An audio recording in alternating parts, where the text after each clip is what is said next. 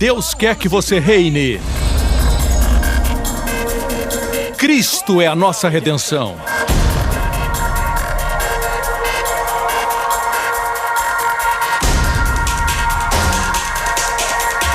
Deus é justo e faz o pecador justo.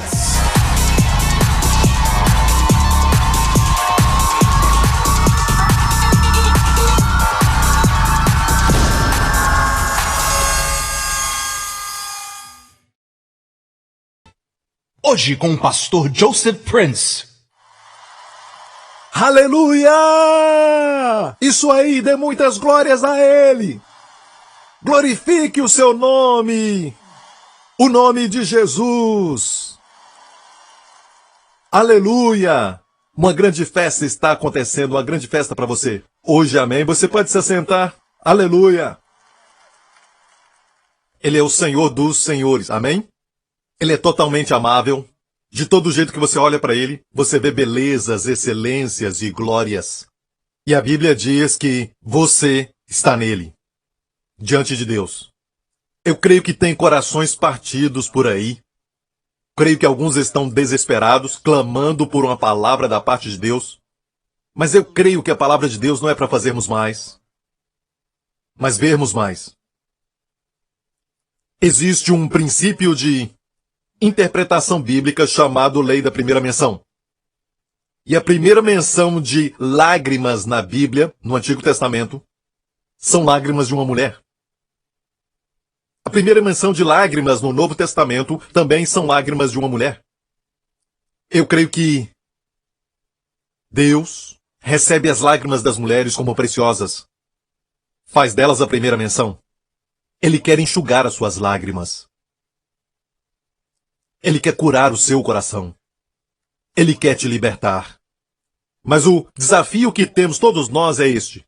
Escutamos que Deus quer o nosso bem, que Deus quer que sejamos plenos, Deus quer nos dar vida abundante, Deus quer nos fazer prosperar. Mas no fundo do nosso coração nós temos algo chamado consciência. E a consciência, desde Adão, participou da árvore do conhecimento do bem e do mal. Ela veio existir. E, por exemplo, tem um caixa eletrônico aqui. Quando você retira o seu dinheiro, você pode ver o seu saldo. Vamos dizer que um dia você retire dinheiro e você vê que o saldo é $1 milhão. Quantos aqui se alegrariam em ver isso? Amém? Alguns de vocês não se alegraram tanto porque dizem, pastor, eu tenho mais do que isso. Mas vamos dizer que você não tem $1 milhão, mas você vê o seu saldo de $1 milhão. Se alegraria, certo? Depois você pensa, espera aí. É este espera aí que nos tira a fé. É este, espera aí, como é que eu tenho esse saldo? Você quer gastar o dinheiro, mas você não tem o direito legal de gastá-lo. Até que você saiba que está ali de forma correta, legalmente. Senão você vai ter um grande problema. Por não falar ao banco isso, certo? Alguns não falariam ao banco mesmo assim. Você fala ao banco e o banco diz, não tem nenhum problema. Sabe, alguém depositou esse dinheiro na sua conta de forma legal. É todo seu.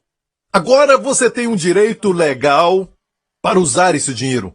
Sabe de algo? Você pode ser curado porque tem um direito legal que foi dado a você pela cruz do nosso Senhor Jesus Cristo. Amém? João 1,17 diz que a lei foi dada por Moisés, mas graça e verdade vieram por Jesus Cristo. A lei foi dada por um servo. A graça e a verdade vieram pelo Filho. A lei está deste lado, mas a graça e a verdade estão do outro. Perceba que a verdade está do lado da graça. A lei é verdadeira, mas não é a verdade que te liberta. Quando Jesus disse, conhecereis a verdade e a verdade vos libertará, ele estava falando com o povo judeu, que conheciam a lei desde 5 anos de idade. Eles memorizavam a lei.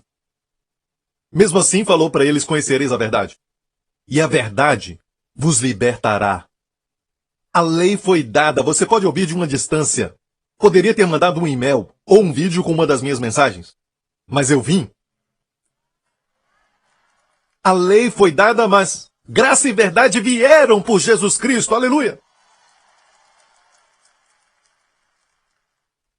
No primeiro milagre da lei, o primeiro milagre de Moisés, ele transformou água em sangue, resultando em morte. No primeiro milagre da graça, Jesus transformou a água em vinho, resultando em vida e celebração. Sob a lei, Deus requer justiça do homem pecador e corrompido. Sob a graça, Deus provê a justiça como um dom.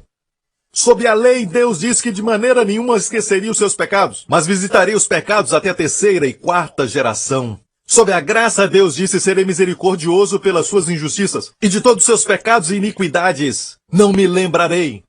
Nunca mais. Nunca mais quer dizer nunca mais, então houve uma mudança. E a igreja está cega a essa mudança. Temos um evangelho misturado, porque misturaram a lei e a graça. E Jesus disse: não pode colocar vinho novo à graça dentro de odres velhos. A lei vai perder a sua severidade e a graça vai perder a sua liberdade. Vai perder ambos. Jesus disse: conhecereis a verdade. E esta é a verdade que Ele quer que você receba hoje. Sabe, eu creio de todo o coração que nesta conferência todos que estão aqui pela vontade divina. Creio que vai ouvir algo que vai te libertar. E é crer corretamente, não agir corretamente. O evangelho não é sobre agir corretamente, mas sim sobre crer corretamente. Crer corretamente vai produzir viver corretamente. Amém.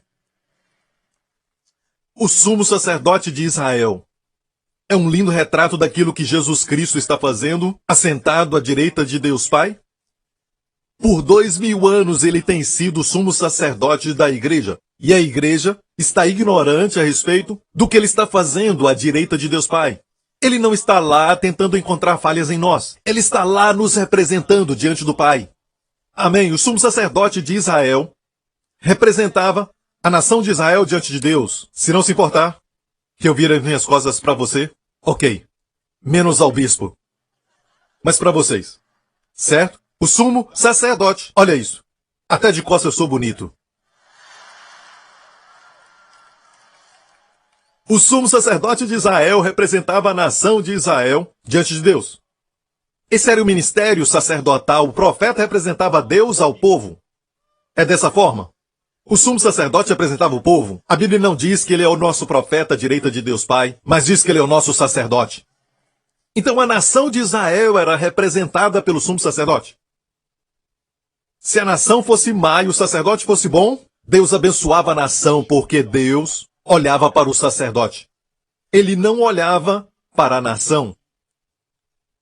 A imagem da nação dependia do sacerdote, mas se o sacerdote fosse ruim, Deus rejeitava toda a nação. Eles não podiam esperar um ano de grandes colheitas, bênção na família e vitória sobre os inimigos, porque o sacerdote tinha errado. O problema com Israel é que, mesmo tendo um bom sacerdote, eles morriam. Mas o seu sacerdote, filho de Deus, o seu sacerdote vive com o poder de uma vida eterna. A Bíblia diz em 1 João 4,17, diz assim: nisto é perfeito o amor para conosco, para que no dia do juízo tenhamos confiança, porque qual ele é tempo presente. Somos nós também neste mundo. Preste atenção no que eu vou dizer.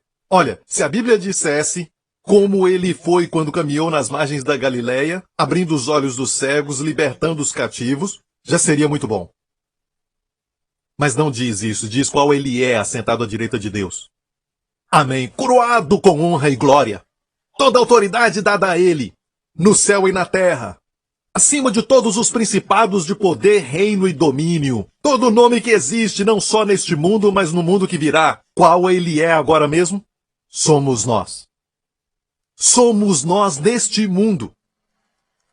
Eu estava pregando assim, alguns anos atrás, e havia uma senhora, e eu não sabia que ela estava prestes a fazer um mamograma, e ela fez o mamograma e encontraram um caroço no seu seio. Mas a mensagem ainda estava fresca na sua mente. Qual ele é? Somos nós. neste mundo. Ela pegou o diagnóstico e escreveu. No diagnóstico, qual ele é, somos nós neste mundo. Senhor Jesus, tu tens caroço no seio? Como tu és, eu sou neste mundo. A Bíblia diz que somos transformados contemplando. Não por fazer algo, mas simplesmente contemplando. E ela disse, Senhor Jesus, tu tens caroço nos seios? Como tu és, eu também sou neste mundo. Voltou aos doutores e fizeram outro teste e não encontraram o caroço. Compartilhei essa mensagem e ela saiu por todo o mundo. E agora temos todos os tipos de testemunhos de pessoas olhando para o Senhor e dizendo, Senhor, tu tens essa enfermidade? Tu tens diabetes, Senhor? Como tu és, eu também sou neste mundo. Eles não sabem como e não sabem quando, mas quando contemplam a Jesus Cristo, o Espírito Santo começa a trabalhar. Amém? Precisamos que o púlpito revele as maravilhas, a glória, a beleza e a excelência do nosso Senhor Jesus Cristo, porque o Espírito Santo nos transforma quando nós contemplamos Jesus. Ah, pastor Prince, só ver Jesus não soa prático. O que você acha que aconteceu com Pedro quando ele viu Jesus acima da tempestade? Acima das ondas? Ele se tornou como Jesus. Amém. Você sabia que não pode andar sobre as águas? Mas sabe de algo? Quando olhar para Jesus, o Espírito Santo te faz ser como Ele. Por isso o diabo quer que você foque em si mesmo. E diz, olha o pensamento que você tem. Olha estes pensamentos. Olha os seus sentimentos, olha. E começa a mostrar você a si mesmo. Ele quer você condenado, ele quer você culpado. E por isso a fé não funciona porque você está debaixo de culpa e condenação. Mas o Espírito Santo te mostra Jesus.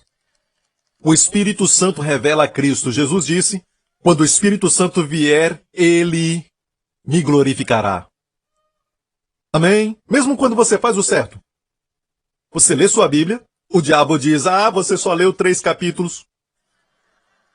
A irmã Maria ali, a irmã Teresa ali, lê 10 capítulos todos os dias. A irmã Fátima lê 20 todos os dias. E quando você ora, o diabo diz, você só orou meia hora. O fulano ora 1 hora todo dia. Nunca é o suficiente, blá, blá, blá, sabe aquela voz?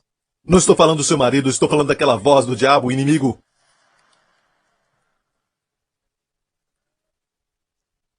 Nos esquecemos que o Evangelho não é sobre nós. O Evangelho é sobre Ele. O lindo Senhor Jesus Cristo. Posso ouvir um amém? Ele veio para servir. Veio para lavar seus pés. Sabe, é difícil para nós entender isso que, com o Senhor, é mais abençoado. Nos relacionamentos verticais é mais abençoado receber do que dar. Horizontalmente é mais abençoado dar do que receber. No relacionamento uns com os outros é mais bem-aventurado dar do que receber, mas com o Senhor, Ele quer que você receba. Haviam 2 irmãs, Marta e Maria. Um dia Jesus foi à casa delas com os 12 discípulos e Marta foi para a cozinha e ela começou a preparar o alimento para 12 ou 13. Estava tão ocupada, enquanto a sua irmã Maria estava sentada aos pés de Jesus. Ela estava ali aos pés de Jesus, só desfrutando daquilo que recebia, permitindo que o Senhor desse para ela. Enquanto isso, Marta via Jesus cansado fisicamente e queria dar para Jesus. Mas Maria pôde ver, além da aparência de cansado, o inesgotável suprimento que havia ali. E ela se assentou diante do Senhor e simplesmente recebeu. Qual irmã você acha que fez Jesus sentir como Deus? Então veio Marta. Senhor, não te importas que a minha irmã me deixou? E ela culpou 2 de uma vez só. Não se importa que minha irmã me deixou sozinha. E Jesus disse, Marta, Marta, te preocupas com muitas coisas. Mas uma só. Diga uma só. Não, você não crê nisso, você crê. Muitas coisas são necessárias. Mas não, Jesus disse, uma coisa é necessária. Olha só, uma coisa, e é o que você está fazendo neste evento. Você crê que quando faz essa uma coisa, você vai para casa com vitória? Você vai para casa com liberdade perfeita? Porque está fazendo uma coisa. Mas você está na posição de receber? Mas você está aqui pensando, tenho que me derramar. Escute, os mais dadivosos são os que mais recebem. Aqueles que muito amam, sabem amar. Nós amamos porque Ele nos amou primeiro. Amém? E Jesus disse, uma coisa é necessária. E Maria escolheu a melhor parte, que não será, de forma alguma, tomada dela. Amém. É só receber do Senhor aquela mulher no poço. Jesus assentou-se ali e ouvimos agora mesmo, ele estava cansado, fisicamente cansado. Mas ela veio e recebeu dele. Os discípulos tinham saído para comprar McDonald's, no lanche. Mas quando eles voltaram, perceberam que o Senhor tinha sido fortalecido. Estava satisfeito? Estava forte? Por quê? Porque uma mulher pecadora veio e ela recebeu dele. Com o homem, quando você recebe dele, você esgota o homem. Mas com o Senhor, quando recebe dele, é como se você estivesse o fortalecendo. Amém! Você sabe o que Davi disse? Como devemos mostrar a nossa gratidão ao Senhor, ele disse no Salmo 116. O que darei ao Senhor por todos os benefícios que ele tem me dado? Sabe como? O próximo verso diz, tomarei o cálice da salvação. Como agradecer ao Senhor por aquilo que ele tem te dado? Toma mais. E toma, e toma, e toma. Ele ama isso. Quando você toma dele, é como se você o fortalecesse. Uma das expressões que o Senhor usa constantemente nos evangelhos com os discípulos é ó homens de pequena fé. Ele nunca disse homens de pequena oração. Ele nunca disse isso nos evangelhos. Ele nunca disse ó homens de pequeno jejum. Ó homens de pequena obediência, mas é sempre ó homens de pequena fé. Quando entender o que ele quer dizer, até essas expressões são de grande encorajamento. Porque a fé é tirada dele. Ou seja, ele está dizendo, por que vocês tomam pouco de mim? Quando eu tenho tanto, sou inesgotável na minha bondade, na provisão, por que você toma tão pouco? É isso aí, vamos lá, faça isso. Glorifique agora o seu nome.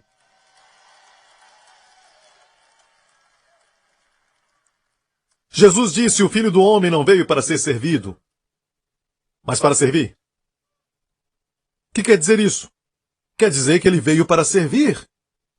Tudo o que ele é e tudo que se tornou como homem foi para te servir. Mas ainda dizemos, Senhor, não lavarás os meus pés, Senhor. Isso não. Isso na verdade é falsa humildade, sabia? Ele quer lavar seus pés. Amém? Pastor Prince, você tem que pregar mais sobre arrependimento. Mas o que é arrependimento? Arrependimento no Antigo Testamento é você se arrepender e Deus vai te abençoar. Mas no Novo Testamento você recebe primeiro. E a bondade de Deus te leva ao arrependimento. Em um dos primeiros encontros que Pedro teve com Jesus, foi quando Jesus desafiou Pedro para lançar de novo as suas redes. Amém? E quando ele puxou a rede, ela estava tão cheia que começou a rasgar. E quando finalmente conseguiu colocar a rede sobre o barco começou a afundar. Então ele disse, meu Deus, quem és tu? Aparta-te de mim, Senhor, porque eu sou um pecador. E Jesus disse, não temas, te farei pescador de homens. E agora me diga o que veio primeiro? A bênção veio primeiro ou o arrependimento?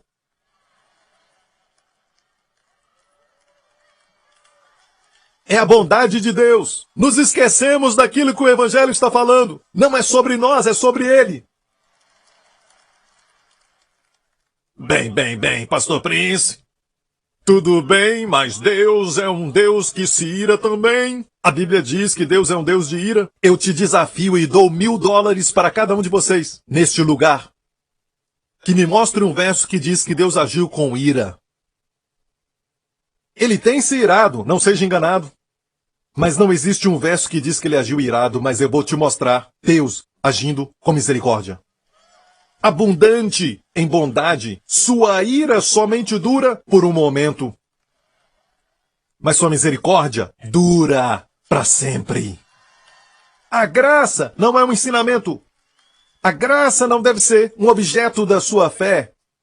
A graça deve ser o princípio da sua vida. A graça é a pessoa de Jesus Cristo. Quando toca em Jesus, toca na graça. O diabo quer que você coloque o foco em si mesmo. Olha esses sentimentos, esses pensamentos que você tem. Olha para você, para você. Mas Deus quer que você foque em Jesus. Deus nos dê mais pregadores que revelem a beleza e a amabilidade do nosso Senhor Jesus Cristo. Quando Deus deu a lei, Ele não fez isso para justificar o homem. Você pode dizer, pastor Prince, mas Jesus disse que não veio para destruir a lei, mas para cumpri-la. Foi exatamente o que Ele fez. Ele cumpriu a lei. Sabe, o meu conselho, que depois que você cumprir suas obrigações na sua dívida com o banco, pare de pagar. Não me interprete mal, eu não sou contra a lei, eu não faço isso. Eu sou pela lei, pela razão pela qual Deus deu a lei. E Deus não deu a lei para justificar o homem, mas Deus deu a lei para mostrar quem nós somos. Os nossos pecados. A lei é como um espelho. É uma verdade inflexível. Ela é fiel. Se olhar no espelho e ver que está feio, não culpe o espelho. Ok, olhe para a pessoa que está ao seu lado e diga, não culpe o espelho, minha irmã.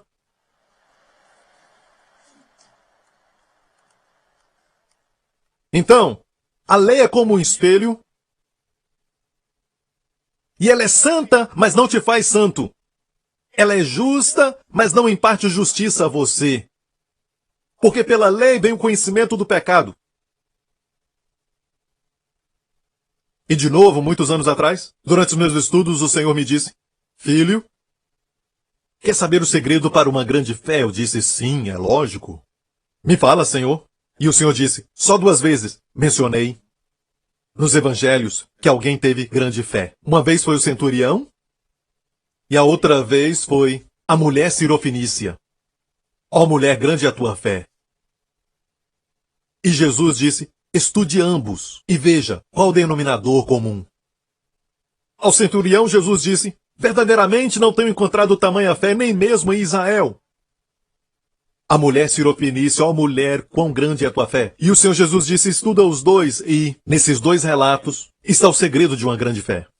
Encontre o denominador comum, e eu estudei, e por causa da minha mente brilhante, depois de 1 hora, disse, Senhor, me fala. Porque eles não podiam ser mais diferentes. Um era um soldado, o outro era uma dona de casa, um era homem, o outro era mulher. E o Senhor disse, não estavam sob a lei, não conheciam a lei, não sabiam dos 10 mandamentos. Eles só tinham conhecimento de mim.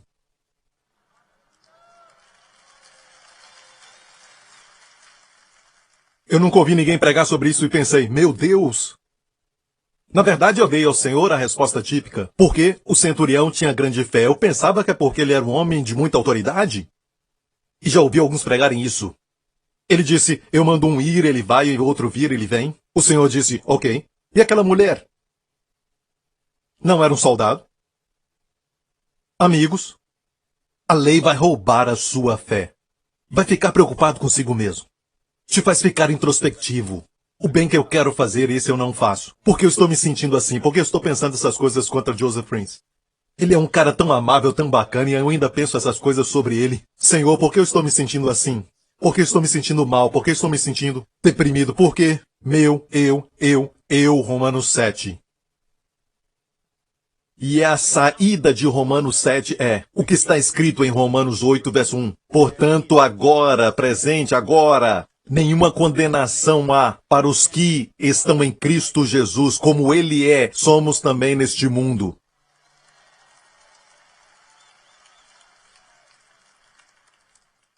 Agora, de novo, não me interprete mal. Não é que Deus está pegando mais leve no pecado. Deus continua sendo Deus, que é muito santo. Mas algo aconteceu que nos fez estar neste lugar onde, tempo presente, portanto, agora não há nenhuma condenação para os que estão em Cristo. E se disser, é porque estamos agindo bem, obedecendo, bem, se você é obediente, por que Deus vai te condenar? Dá. Mas se você sabe que não está indo muito bem e não há nenhuma condenação, isso é muito importante, não é? Certa vez Jesus ensinava no templo e trouxeram uma mulher que foi pega em adultério, pega no ato. E sem nenhuma cerimônia eles a lançaram aos pés de Jesus e o homem não estava ali. Até onde eu saiba, lá em Singapura, para cometer adultério precisa de 2. Será que é verdade aqui também? Então onde estava o homem? Onde estava o cara? Talvez um dos fariseus.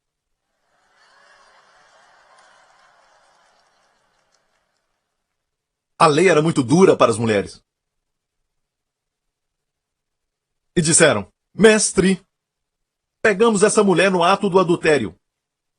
Deixe-me tentar fazer a voz correta, é muito difícil. Eu sou, na verdade, um salvo, mas eu vou tentar. Mestre, Moisés na lei diz que ela deve ser apedrejada. O que o senhor diz?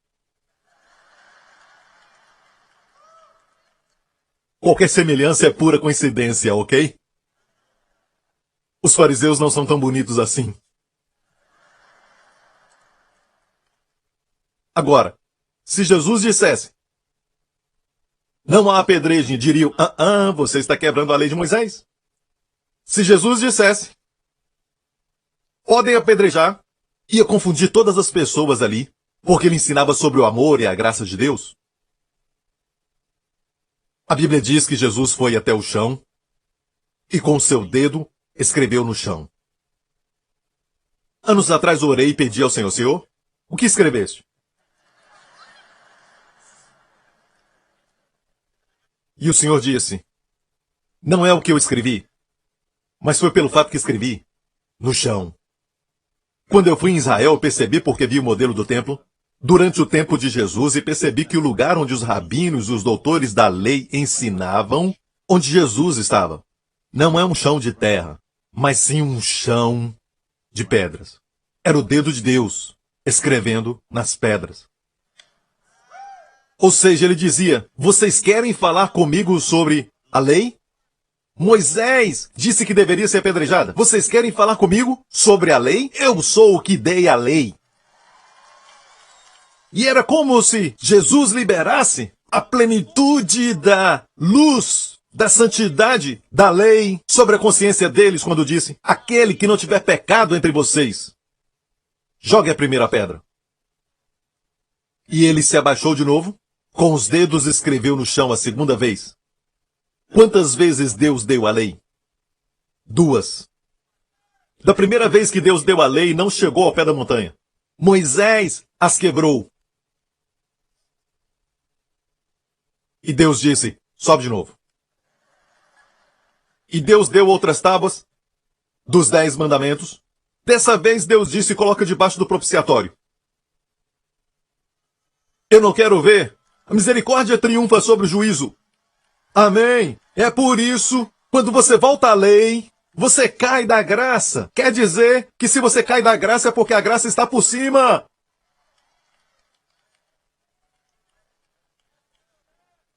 Gálatas 5, vós os que vos justificais pela lei da graça tendes caído. Porque a lei, na arca da aliança, ficava debaixo do propiciatório.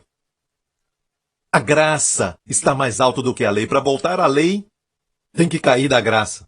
E foi isso que o povo de Bet-Semes fez. Eles olharam para a lei. Eles, na verdade, olharam dentro da Arca da Aliança, e quando eles fizeram isso, eles tiveram que empurrar o propiciatório. Quando ensinamos sobre os 10 mandamentos, os tiramos de debaixo do propiciatório, o resultado é morte. 2 Coríntios 3 nos diz o ministério da morte, gravado com letras em pedras. Perceba, o ministério da morte. Deus chama isso de ministério da morte, gravado com letras em pedras. Pode dizer, Pastor Prince, nós não estamos sobre a lei no sentido de leis cerimoniais. Não precisamos matar animais, coisas assim, e nem celebrar festas. Bem, amigo, aquelas festas e também a lei cerimonial nunca foi escrita em pedras. Elas foram escritas em rolos. Mas a única parte que foi gravada com letras em pedras, olha lá, presta atenção, foram os 10 mandamentos. E Deus os chama de ministério da morte. E às vezes pregamos uma série sobre isso, matando pessoas pouco a pouco. Toda semana. E ainda perguntam por que eles não têm fé. Jesus se abaixou pela segunda vez e escreveu no chão. E o que ele disse? Quem não tem pecado, atira a primeira pedra. Na verdade, tinha um que não tinha pecado, que poderia tirar a pedra. Seu nome é? Mas o pensamento dos fariseus sobre essa mulher era que a apedrejariam se pudessem, mas não podiam. Jesus, do outro lado, podia, mas não fez isso. Agora, ele não quebrou a lei, ele não a comprometeu. Ele cumpriu a lei. Mesmo com isso, ele cumpriu a verdadeira santidade da lei. E como ele fez? Quem não tem pecado, atira a primeira pedra, e um por um eles foram embora. E a Bíblia diz que começou dos mais anciãos. Achei interessante, começando pelos anciãos. Nada melhora quando você envelhece. Fala para alguém, ele está falando de você. Um por um foram embora, deixando Jesus só com aquela mulher. Olha que imagem linda. O Salvador e a pecadora, sozinhos. E Jesus disse, mulher, onde estão os teus acusadores? E ela disse, com os olhos cheios de lágrimas, olhando ao redor, ela disse, foram embora, Senhor. Nem eu te condeno. Vai, não peques mais. Agora, a igreja inverteu isso. A igreja diz, vai, não peques mais primeiro. Depois não vamos te condenar. Jesus deu a ela o presente de nenhuma condenação e deu poder para ela ir e não pecar nunca mais.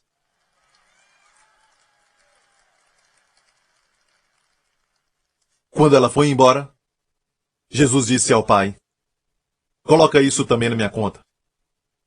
Porque ele tinha que pagar por isso.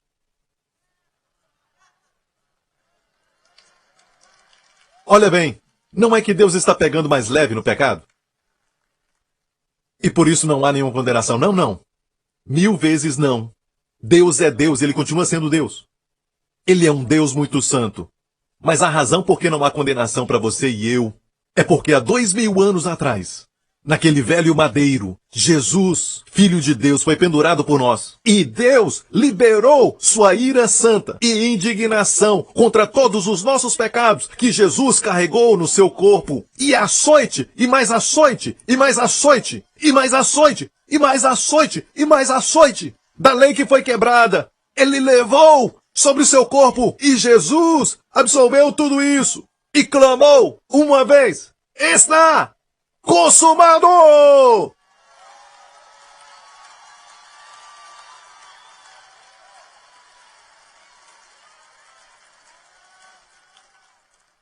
Esta é a razão por quê. Portanto, agora não há nenhuma condenação. Seus pecados não escaparam. Eles já foram condenados. Mas se Deus te condenar hoje pelos pecados que ele condenou Jesus, quando carregou seus pecados, e porque ele carregou tudo aquilo, a justiça de Deus e a sua santidade não podem te condenar. Se Deus te condenar hoje, ele vai ser injusto. Foi Deus quem planejou assim. O diabo nunca pôde perceber a sabedoria de Deus na cruz de Jesus Cristo. A cruz te dá o justo fundamento para você desfrutar do dinheiro que tira do banco. Este é o fundamento justo. E como Deus pode ser justo ao receber pecadores sem se comprometer? Há uma lei na justiça, que é uma lei chamada Double Jeopardy. O mesmo crime não pode ser julgado 2 vezes. Uma vez no corpo do nosso Salvador e depois no seu corpo. Não, não, não, não. Isso seria injusto. Seria um abuso da justiça. Por que ele foi condenado? Você não pode ser condenado. Naquela cruz ele gritou: meu Deus, por que me desamparaste? Ele gritou bem alto para que todos pudessem ver que Deus o abandonou. Sabe que Jesus não era mais agradável ao Pai do que no momento que estava naquela cruz? Ele mesmo disse isso. Portanto, o Pai me ama, porque eu entrego a minha vida.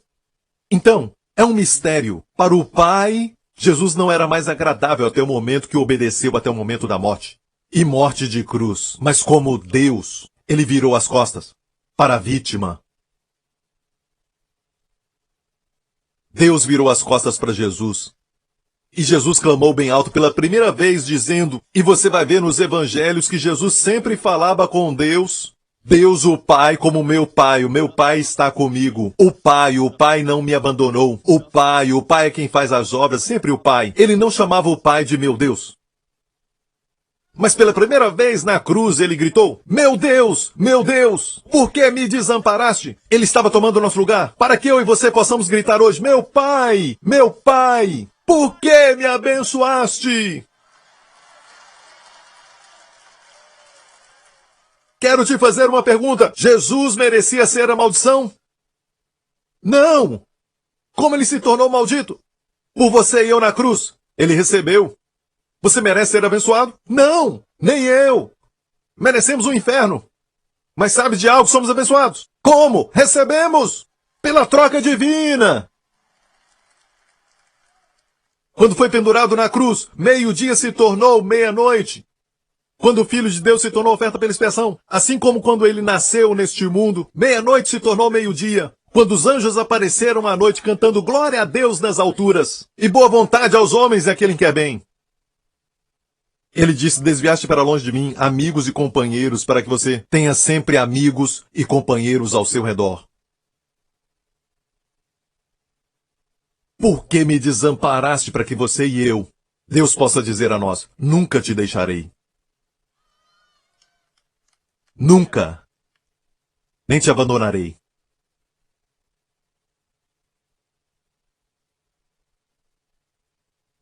Ele usou uma coroa de espinhos para que você e eu sejamos coroados com paz.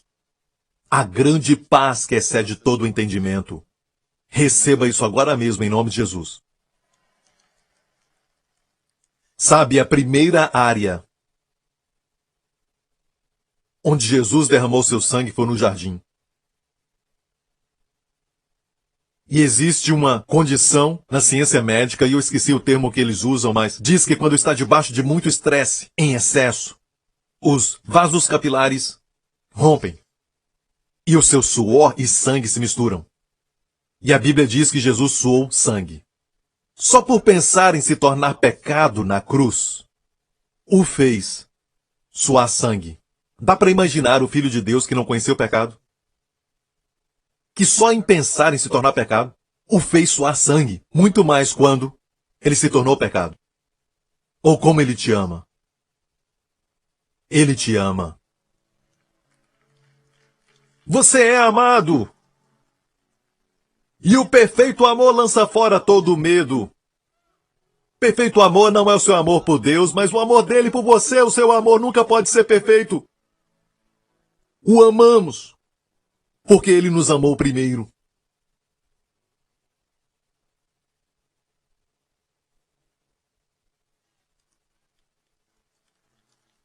Obrigado, Senhor.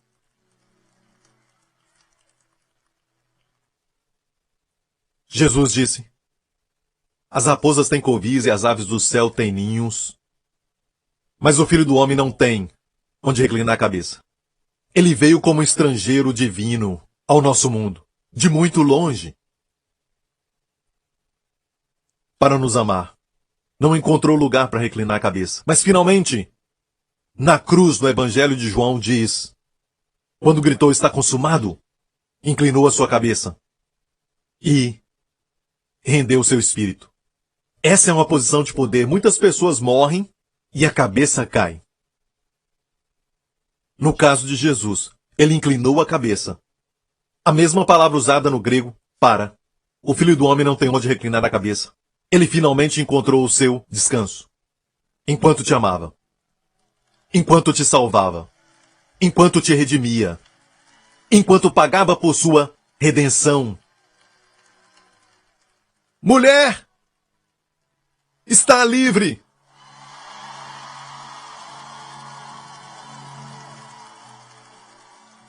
Livre! De toda culpa e condenação. E porque não há nenhuma condenação, o Espírito Santo trabalha na sua vida te libertando. Por anos, aquela mulher estava encurvada. Era assim que ela via a vida. A comida da serpente. Ela identificava as pessoas por seus dedos. Essa é a Antônia. Este é o William, esse é Jacó. E a Bíblia diz que Jesus a viu. Sabe que naqueles dias nas sinagogas tinha uma divisão entre homens e mulheres? Elas ficavam do outro lado da parede. E ainda aquela mulher estava encurvada. E Jesus a viu. E Jesus a chamou a ele. Por 18 anos ela estava encurvada pelo espírito de enfermidade. Preste atenção, porque não há nada insignificante nos detalhes da Bíblia. 18 é o número do diabo anticristo. 6 mais 6 mais 6.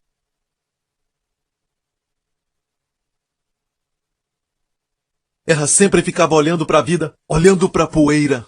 Mas Jesus disse: mulher, tu estás livre. Agora olha isso, já vou terminar. Escute, os fariseus, e eles sempre estão por perto. Talvez estão aqui neste evento também. E o líder da sinagoga disse: 6 dias há em que devemos trabalhar. Ou seja, há 6 dias que o homem deve trabalhar. A ideia dele de dever é trabalhar. Performance. Jesus disse: não convinha soltar da prisão? Ele tinha a prisão na sua mente.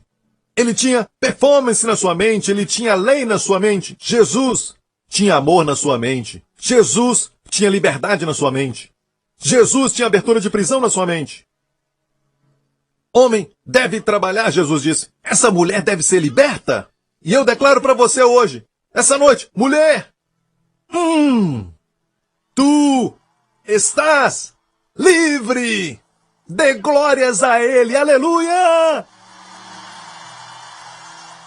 Obrigado por sintonizar no programa de hoje. Esperamos que tenha sido uma bênção para a sua vida. Para mais informações sobre o programa da Igreja New Creation, acesse o site ncctv.org.sg. Lá você poderá se inscrever para receber um devocional diário do pastor Joseph Prince. Seja incentivado e fortalecido todos os dias e saiba o quanto Deus lhe ama através desses devocionais. Acreditamos que seu dízimo pertence à igreja que você frequenta e oramos para que você seja grandemente abençoado, altamente favorecido e profundamente amado.